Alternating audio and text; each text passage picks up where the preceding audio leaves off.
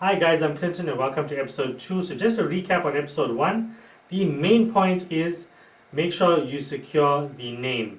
So we have the idea, we have the name secured. Now we want to get going. Okay? So let's talk about branding. Now you're probably saying, Clint, I don't care for all that. I just want to make a little extra money. Okay, I hear you. However, let me put it to you this way. The difference between branding and just selling something is shame. You heard about them. I think they're doing bad. Hey, they're selling stuff now. Yeah, I think the company is retrenching. Shame, huh? We don't need pity. So the difference between branding and not branding is a person think you're struggling versus a person think you are rolling, right? We want people to take us seriously.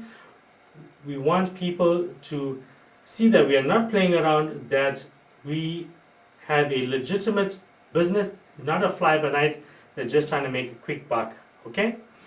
So, in the series, we're going to do the following. We are going to create a logo. We will then create a business card. We will create some social media elements. And most importantly, we are going to create an advert. Now, I know this may sound counterintuitive, but our aim is to spend as little money on our branding as possible. The reason being is a lot of businesses, when they start up, they spend a lot of money trying to appear professional, right? They work on the visual aspect of branding. However, the most important part of branding is the customer experience. So I would rather you spend that money on better ingredients if you are baking or cooking, or some way to better service your customer. Okay, so let's talk about the history of branding. So back in the day, everything was custom made. If you wanted a shoe, you had to go to shoemaker. If you wanted um, a sword or something like that, you would go to the blacksmith, right? And it had to be custom made. So fast forward to the Industrial Revolution, we started to mass produce products. Now the problem was that companies were mass producing products, however, the majority of consumers were illiterate. So what they started doing was using a picture for consumers to be able to recognize the product, right? And that's how the logo was born. So fast forward to the present day, and let me show you the brands of the world. So what you'll notice is that there isn't too much to it. It's really just a font and a color. Now this is good news for us because we don't have to spend a lot of money on developing a complicated logo to try and represent our business, right? If we just get a font that we like and a color, we are gone. Okay, we don't have to spend money. So that's what I'm going to show you next. Okay, so the next thing that we need to do in our branding is find a font. And you can use whatever's on Windows, I'm sure that's fine, but you probably want something that's a bit different. So the best place to find font is dafont.com, and there's a whole range here. Okay, you can search according to category. You can see what you like, whether it be comic, groovy, script fonts. It really depends on your preference. I just want to show you something.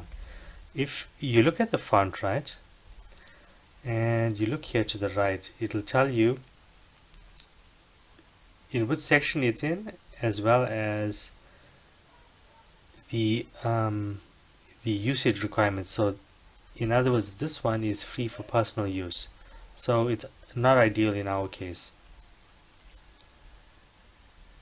So what you do is you go through, you decide what style you're looking for, whether it be a cartoon style font. You see what your preference is. In our case, I'm going to go with brush. I'm going to check over there. Okay, these are the brush fonts. And what I'm going to do is, to make my life easier, instead of searching through the whole lot, I'm going to go to more options. I'm going to select only as public domain, so that's free for public use and 100% free, and then I will submit. So now what it does is it filters the font under the script brush category to only show me what's in the public domain, and that's 100% free. So now it's a bit easier for me, right? So as you can see, all the fonts here, if you look to the right, it says it's 100% free, or it'll say public domain. See if there's any public domain further down. Okay, if it is listed as public domain, you will see it noted there. So you go through it, you see what you like, which one you would prefer.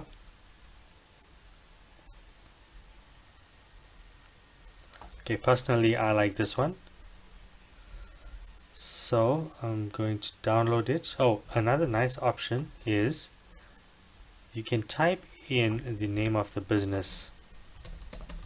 My business, so whatever the business name is, right? And submit. So what it'll do is it'll show you a preview of the text that you've given it with the font that's used, so you can see exactly what it's going to look like. So as an example, if I type in passing it on, submit, so there it shows me what that text is going to look like in the font.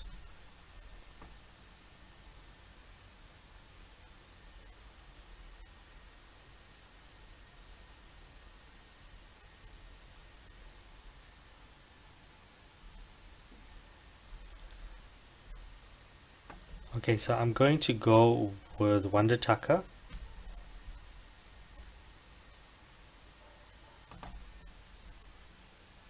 I'm going to download it.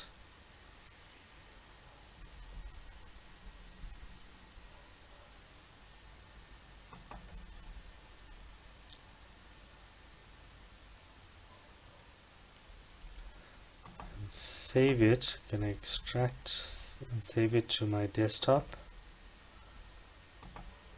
Branding elements. Okay, it's saved there now. And to install the font, you just go there,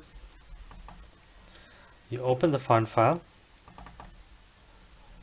and click install, and that's going to install it on your computer for you to use. And that's how you find a font and install it on your PC. So guys, if you found this content useful, please like and share it with others. Thanks for watching, and I'll see you in the next episode.